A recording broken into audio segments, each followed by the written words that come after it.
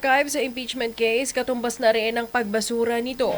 Yan ang sinabi ni Attorney Christian Monsod, isa sa constitution framer. Kasunod pa siya ng Senado na i-archive na ang impeachment case ni VP Sara Duterte.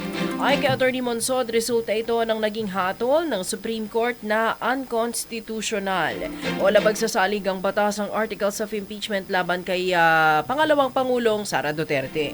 Kaugnay niya, ikinuwestiyon ng abogado ang panghihimasok ng Korte Suprema sa naturang usapin at iginigiit lumampas na ito sa kung ano lamang ang papel nila sa issue ng impeachment. They went beyond what they should be doing, na sila ang naging yung primary judge. For example, sabi nila, kailangan makita nila yung evidence.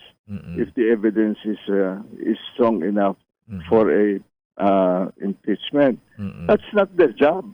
Ang ginawa nila, they inserted themselves in the process in a manner that was not contemplated by the Constitution.